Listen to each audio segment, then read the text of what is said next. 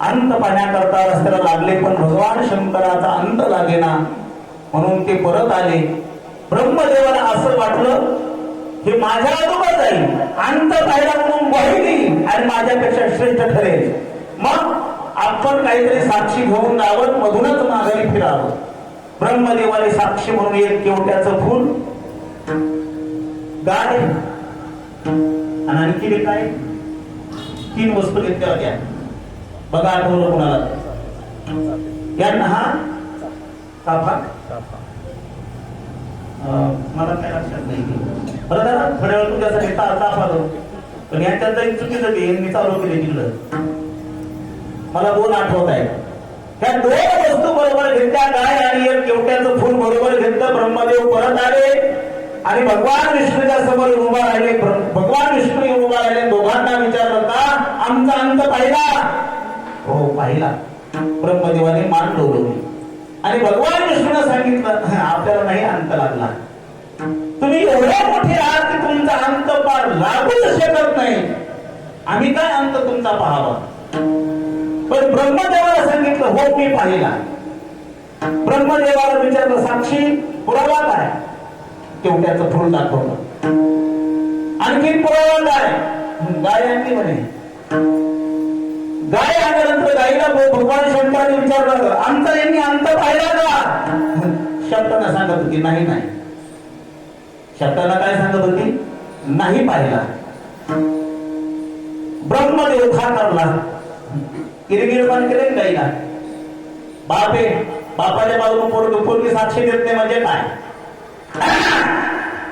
दम दिला होता नाही तर साक्षी द्यावं लागेल. गाय स्तब्ध झाली. काय करावं कळेना. धर्म संकट पडलं. शेवटी दबाव टाकला. माणसं दबाव टाकतात. दबावाला बळी जाऊन खोटं बोलावं लागतं. त्याचा परिणाम भोगावा लागतो. धर्मराजाला भगवान कृष्ण परमात्म्याने खोटं बोलायचं सांगितलं. नरो वा कुंजरो वा. अश्वत्थामा नावाचा हत्ती मेलाय का अश्वत्थामा नावाचा द्रोणाचार्याचा मुलगा मेलाय याचा संभ्रम निर्माण केला हनुमंतानी. द्रोणाचार्याचा वध करण्याकरता भगवान कृष्ण परमात्म्याने धर्मराजाला सांगितलं तुम्हाला बोलावं लागेल. तुमचा विश्वास आहे द्रोणाचार्याचा. तुम्ही सत्यवादी आहात.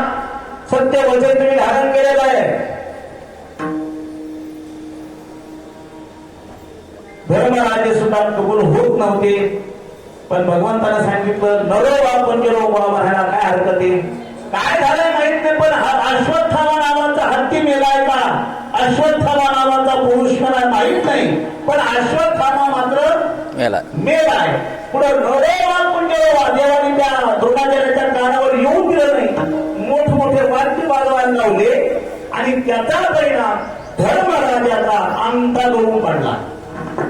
आता आपण काय काय करत आपण घरी घरी विचार करून बघा. एकदा खोटं बोलत अंगठा गळाला. आपलं पावला खोटं आहे ठीक आहे साहेब. खोट्याशिवाय आपला जन्मच होता दिवसच उदाहरण येत नाही. मावळत पण नाही. खोटं नाही बोललं तर शपथीच्या दिवशी एकादशी घडती का काय वाटतंय? खोटंच बोलावं लागतंय. त्याशिवाय दिवसच पार पडत नाही. खोट्याला या जगात किंमत नाही. गायीनं मात्र खोटी साक्ष मुखाला दिली. हो यांनी तुमचा अंत पाहिला. आणि मग भगवान शंकराने शाप दिला. ब्रह्मदेवाला शाप दिला, गायीला शाप दिला, केवट्याच्या फुलालाही शाप दिला. ब्रह्मदेवाला सांगितलं तुम्ही अंत माझा पाहिला नाही, खोटं बोलताय. जे तुम्ही पुरावरून आणले ते सुद्धा खोटं बोलताय. तुमची या जगामध्ये पूजा होणार नाही. तुम्हाला तुमचं मंदिर कोणी बांधणार नाही. ब्रह्मदेवाला शाप. म्हणून या जगामध्ये ब्रह्मदेवाचं मंदिर नाही, ब्रह्मदेवाची पूजा नाही.